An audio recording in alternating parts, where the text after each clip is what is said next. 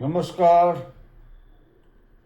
Nurture with nature ચેનલમાં આપનું ભાવભર્યું સ્વાગત છે.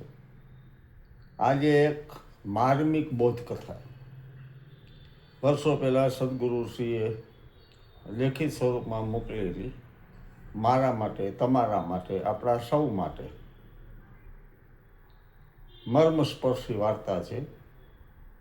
એક પ્રકારનું ચિંતન કરવા જેવી બોધ વાર્તા આપ કહી શકો. સાંભળીએ, પછી વિચારીએ.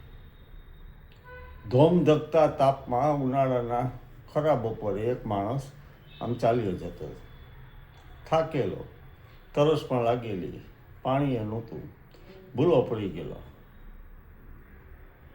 વિચારતો હતો કે જરાક તડકો છાંયણા જેવું કંઈક મળે ને બાવળનો તો થોડીક વાર આરામ કરી લો. ખરેખર થઈ ગયો. તો દૂર એને જોયું તો 2-3 બાવળ હતા, મોટા. રાજી થઈ ગઈ, પગ ઉપાડ્યા, ગયો ત્યાં. કાંટા બધું પડ્યું હતું, બધું આડું કરી અને લંબાવી દીધું. હાથનું ઓશીકું કરી લંબાયું.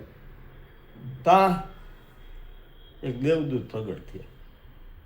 એ કે પહેલાં જરાક આગળ આવને, આગળ નથી, 2 ખેતરો છે. તો ત્યાં સરસ મજાના લીમડાના ઝાડ છે, ઘટાટોપ. અને એવી તને શીતળ છાયા આવશે, તારો થાક ઉતરી જશે. થોડી હિંમત કર, આઘું નથી. ન જાણે કેમ પણ ઓલો માણસ થાક્યો તો આ દેવદૂતને આભા જોઈ, એની ગરિમા જોઈ, એને વિશ્વાસ બેઠો, હિંમત કરે છે.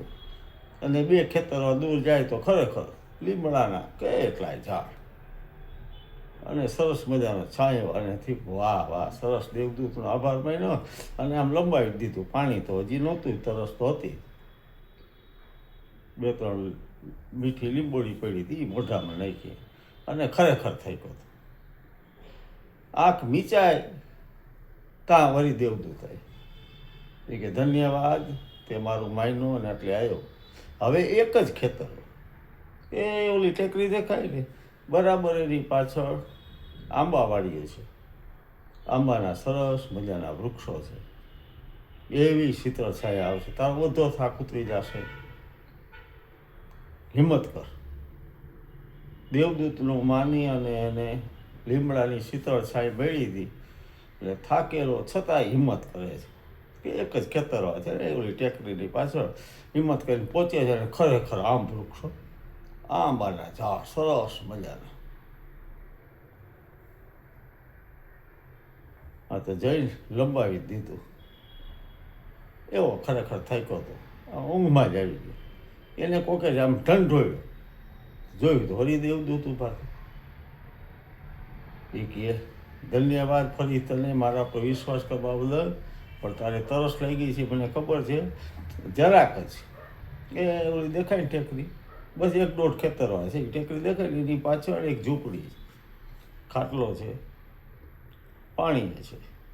અને તારી તરસ છુપાઈ જશે, તારો થાક ઉતરી જશે. કર હિંમત. પહેલાં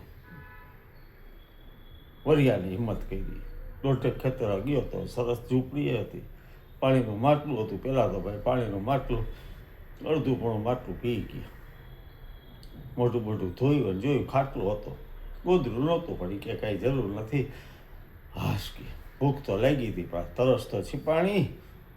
દેવદૂતનો આભાર મારીને મોસી પર રાખી સૂઈ જ ગયો. વળી દેવદૂતે ઢંઢોળ્યો, બોલો કે શું છે? ભલામણા આટલું મહિનો આટલે આવ્યો, હવે કે જરાક જ એક ખેતર વાય ઓલી ટેકરીની પાછળ સરસ મજાનો બંગલો છે. ખાવા મળશે, પીવા મળશે, દાસીઓ છે, તારી ચાકરી કરશે. ઓલાને 2-3 વાર માયનો તો શ્રદ્ધા વધી હતી. હિંમત થાય છે કે ચાલો છેલ્લો પ્રયત્ન કરી લો. અને જાય છે. અને ટેકરીને ઓલી બાજુ જોવે તો સુંદર મજાનો બંગલો, મીઠો આવકાર મળે છે, 56 જાતના ભોગ મળે છે. દાસીઓ પગ દબાવવા માંડ્યા છે, સેવા થાય છે. સરસ મજાનો પોઢવા માટે ઢોલિયો, સરસ મજાના પોચા ગાડલા, ખાઈ પીને તો ભાઈ સૂઈ જ ગયો કે બસ દેવદૂતો કે આભાર મને એમને આંગળી ચીંધી એવી ભરમમાં હતો વળી દેવદૂતે જગ્યાએ દંડ હોય બરાબર ભગવાન અહીંયા વાર્તા અધૂરી નીકળી છે પછી યાત્રા લંબાણી હશે એના પછીનું ગંતવ્ય સ્થાન દેવદૂતે કયું કીધું હશે એ સાધક એ પથિક ફરી એકવાર વિશ્વાસ કરી અને આગળ વધ્યો હશે ખબર નથી વાર્તા અહીંયા અધૂરી મૂકી છે વિચારીએ તો મારી તમારી આપણી વાત નથી કોઈ ને કોઈ સ્વરૂપે કોઈ અવતરણ રૂપે કોઈ ગુરુ વાક્ય રૂપે કોઈ સદેહે ગુરુ કોઈ ઘટનાને લીધે આપણે કોક જગાડવા આવે છે આપણા ગંતવ્ય સ્થાને લઈ જવા માટે કોઈક માર્ગદર્શક આવે છે વર્ષો પહેલાં વાંચેલી સાંભળેલી આ વાર્તા મને ખૂબ ગમી હતી આપની સાથે શેર કરતા આનંદ થયો આપને પણ ગમશે નર્ચર વિથ નેચર ચેનલને લાઈક કરો છે લાઈક કરજો ફોરવર્ડ કરો સબસ્ક્રાઈબ ન થઈ સબસ્ક્રાઈબ કરી લો ફરી મળીશું કાલે કોઈ બીજા વિષય સાથે પ્રણામ જય અરુણાચલ નમસ્કાર